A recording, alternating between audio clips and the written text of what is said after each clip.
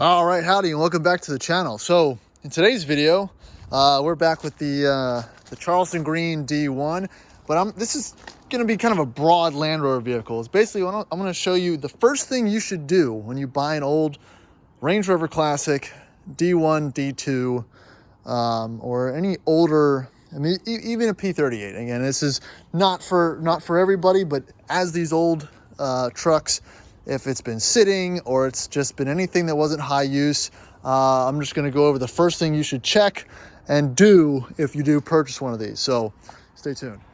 So I'm going to use this 97 manual D1 as an example. So again, I purchased this truck very cheaply. It was running poorly. Pretty much everything, that is a fault with old Rovers. I had the 3 Amigos, it was everything imaginable.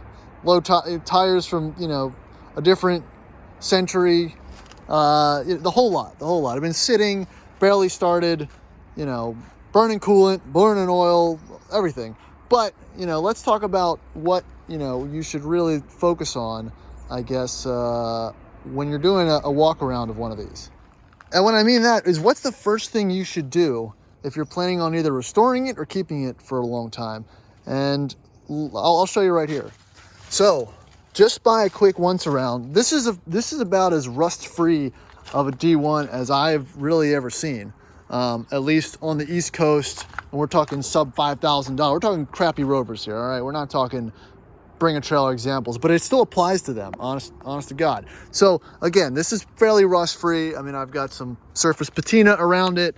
If you look underneath, it looks great. That frame looks great. The wheel wells look great. Nothing in there. The wings, I mean, perfect. Nothing to see there. Popping up under here, it all pretty much looks good under that side. Coming around to the front, look over here. You want to check the body mounts and pretty much everything back. That looks good. The shock towers look fine. Come around in the front, everything looks pretty good under here too. I mean, you could say there's no immediate rust concerns. The next place you want to check is the floorboards. And again, without ripping the carpet up, you're looking at it. It looks okay. It's all there for the most part. There's no obvious holes anywhere. This looks about as good as it gets. But there's one more thing you have to check, and if you see it in this material here, and if you're familiar with Land Rovers, you'll know exactly what I'm talking about. So, what is this? What is this? This is the sound deadening moisture retention system that all Classics and D1s and I think D2s have. Look at this thick, nasty, I guess it's kind of a styrofoam plastic material that's primarily used under the carpets of these older Land Rover, Range Rover products. And if you notice, mine's here, not in the truck. So here's where we get to the problem. Open the doors. So under this nice carpet, which again, always check to see if it's damp. They all leak. Every single one of these leaks. This is a slick top. Doesn't even have a friggin' sunroof, but it leaks. And it leaks through the channels on the A-pillars. And if you see here, I've done a pretty crappy job of kind of attempting to seal it up so I get a little less water intrusion. So this all looked fine when I bought it. I'm not under the assumption that this, very cheap Land Rover was not going to have any rust, but overall looked pretty good. So I felt the carpets, they're wet. I pulled them back. This is the material that is under it, and it's wet. Even though it hasn't rained anymore, it just retains moisture and it sits. And unfortunately, here's what the floor looks like underneath. Now, this isn't that bad. I know you're looking at it going, what the hell, that's shot. Once this gets cleaned up, it's really not terrible. And right now the goal is to, again, just remove and prevent any further intrusion of the rust that you're seeing right now. So this is the first thing you should do. This is the whole point of this video.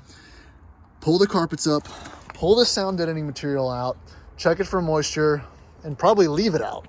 And again, if it is damp, find the leaks and move on. But again, you would have never seen this. You would have never guessed it by even a fairly inclusive, you know, first initial inspection. And luckily, this was a, you know, kind of a non-running piece of junk when I bought it. There's no key. It, you know, it barely run, and I'm bringing it about just for my own personal use. I plan on keeping this truck. I like it. Check out my new key. But yeah, same story over here on the driver's side. In fact, it's probably a little bit worse. Let me pull this carpet without cutting myself because it's not great under here. Well, let me see. Well, yeah, there's the same story on this side. So I pulled out that sound deadening material as well on that side. But no, again, there's no major exterior indications that that was happening. It's just something that, you know, if you're familiar with these trucks, you know about. And I think my goal now will be to obviously get all the major chunks out of here, let this air out before any treatment, treat it with some more rust prevention sprays and coatings so it doesn't get much worse. But yeah, like I said, unfortunately, that's the situation. It's, again, very relevant in a lot of these D1s, D2s, and classics, and just something to check into. So hopefully this video was either helpful or ruined your day. Appreciate you watching. Thanks for checking out the videos. I'll be doing some more updates on these and some other Rovers and other cars in the future. But yep, thanks again. Remember to subscribe. Talk to you later.